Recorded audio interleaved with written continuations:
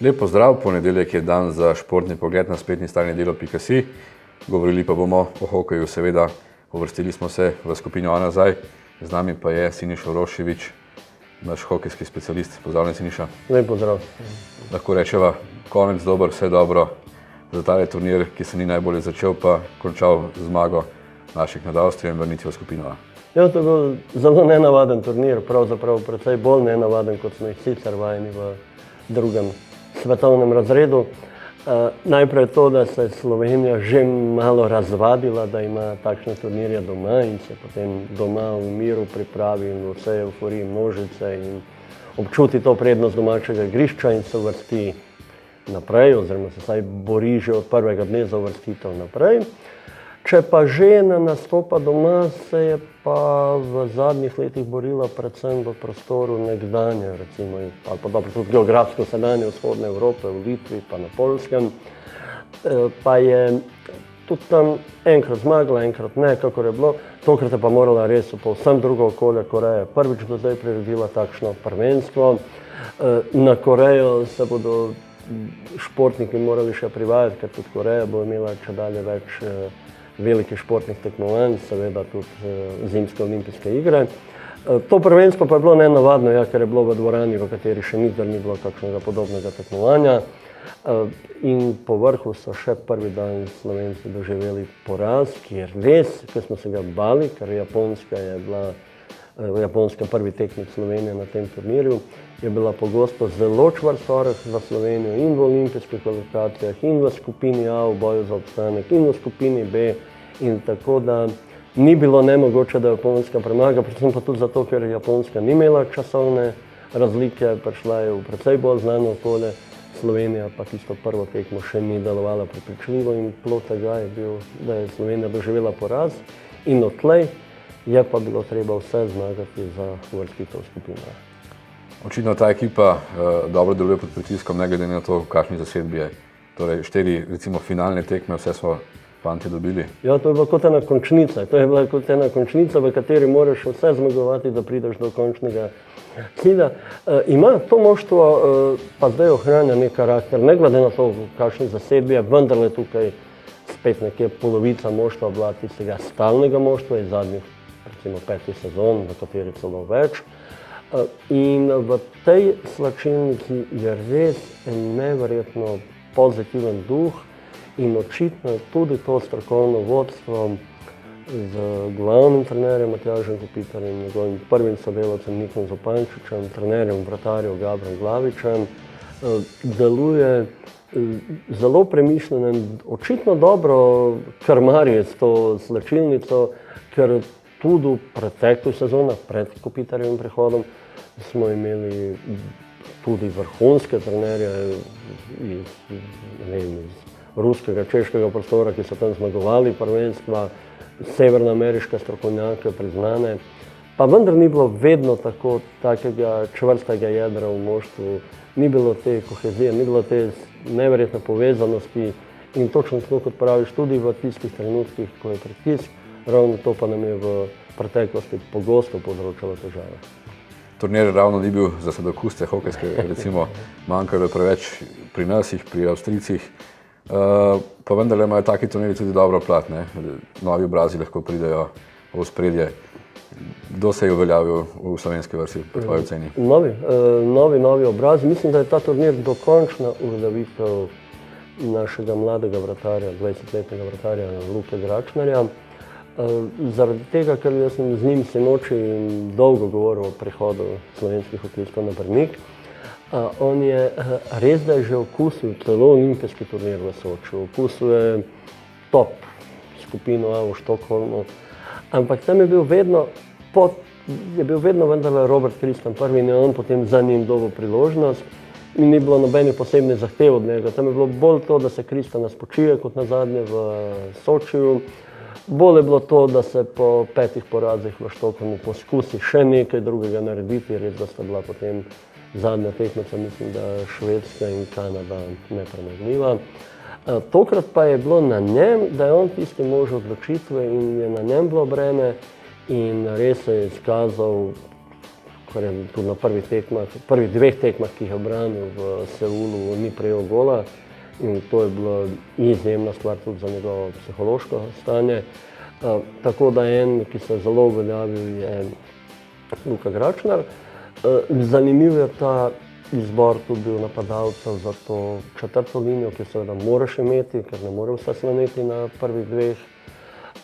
V tretji zraven izkušenega Tomaža Razingarja je zelo pozoren nas Anže Kurov, ki je bil večkrat že na robu reprezentance, pa se nikdar ni vedel, a je kaliber za to moštvo ali ne. Zdaj očitno, da je naredil velik korak naprej. In potem je pa zanimiva tudi skupina branilcev, prihajajočih branilcev. Če smo Matica Podlipnika že malo poznali, nismo pa poznali na takšni ravni Miho Štebiha.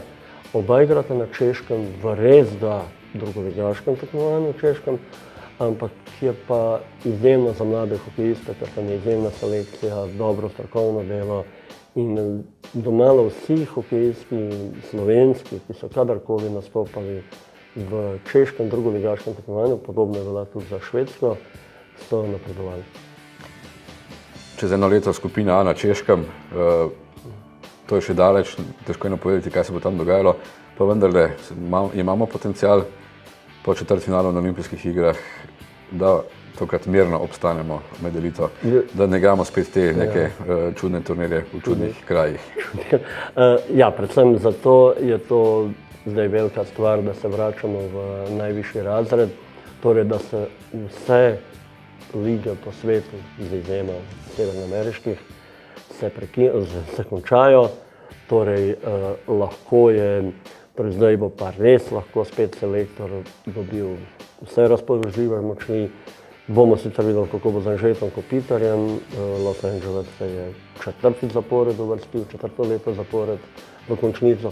Mogoče, pa ne da bi hoteli Anžetu kaj slabega, mogoče se prihodnje leto ne bo, ali pa mogoče celo to, kar se pač pogosto dogaja klubom iz NHL, da izpadejo v prvem krogu in potem je prosta pot tudi za tiste reprezentančne kandidate, ki bi igrali za posamezne izbrane vrste na svetovnem prvenstvu in tukaj o želji Anžeta Kopitarja pa sploh ni nobenega dvoma, on bi sigurno, če bo le zdrav, bi prišel takoj v slovensko reprezentanco igrati, ko bo lahko.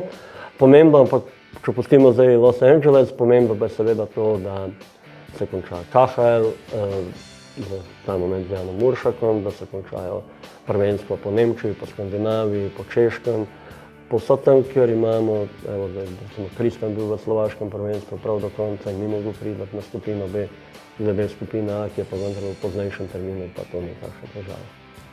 No, reprezentanca je imela v dobrih 2 mesecih 2 veliki tekmovanji, rezultatsko opravila z odliko, olimpijske igre sva rekla četrtfinale, zdaj vrnitev v skupino A. Kaj to pomeni za posameznike v reprezentanci? Se je kdo tako izkazal, se tako pokazal na veliki sceni, da bo prišel do kakšnega odmevnega prestopa? Je sicer tako, da skupina B, predvsem v Koreji, je precej oddaljena teh lovcev na talente, čeprav verjetno pa tudi to spremljajo.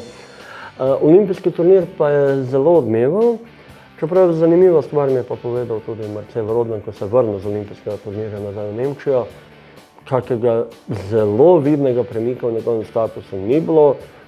Čestital sem mu seveda za udeležbo na olimpijskem turnirju, za odlične igre, ampak on se je mogel še vedno soočati s svojimi dnevnimi nalogami pri svojem nemškem klubu. Res pa je, da kolikor vem, da se pa vsaj ugled naše udarne trojice, Rok Tičar, Žiga Jeglič, Robert Sabolič, zvišal in da se njim, predvsem tej trojici, se obetajo vidnejši prestopi kot doslej in denarno in v kakovostno tekmovanje.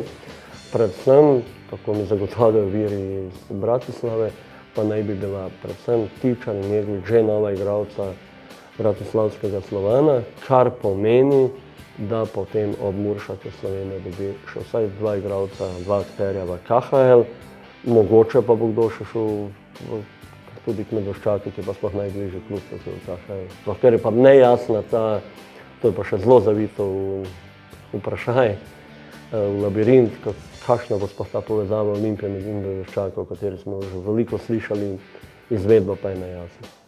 Naravno sem te želel vprašati, kaj čakajo slovenske ljubitelje hokeja na domači sceni. Zdaj, eno leto suše vrhunskega hokeja.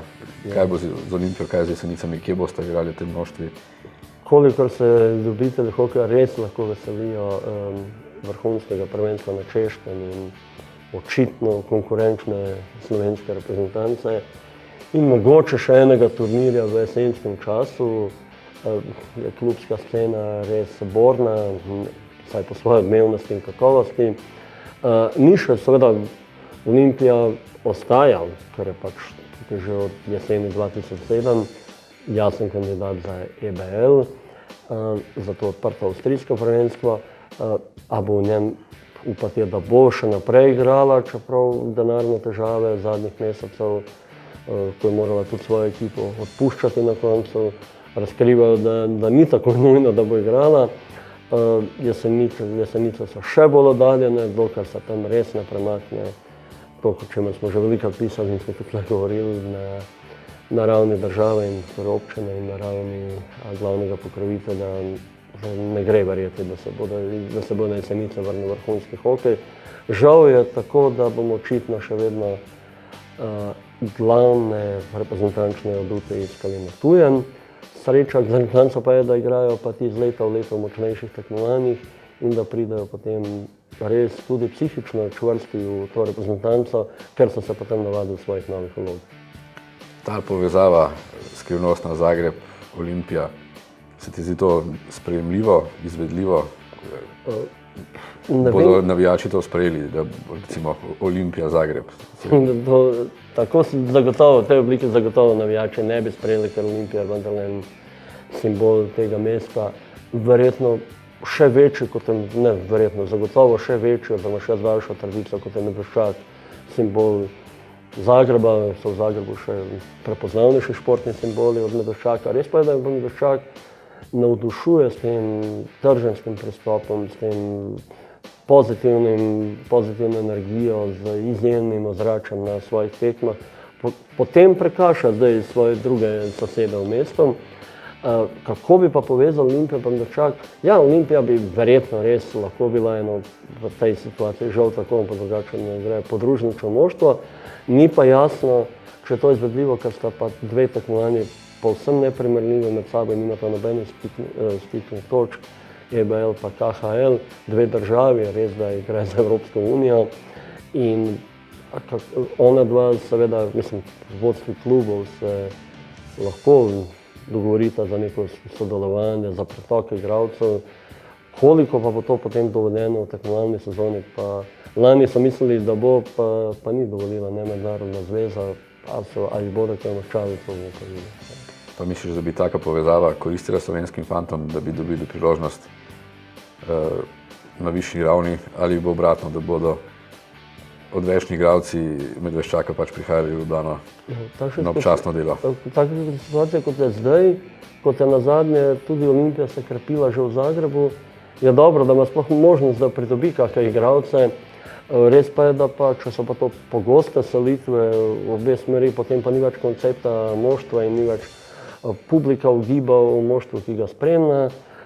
Trener nima jasne podobe, koga ima v slačilnici in potem je pa to lahko tudi mala zmešnjava. Siniša, hvala za tole analizo. Glede na stanje v reprezentanci in v klubih lahko rečeva, uživamo, dokler lahko v uspehih reprezentance. Točno tako, ja, zaenkrat je sigurno tako. Lep pozdrav. Pozdrav.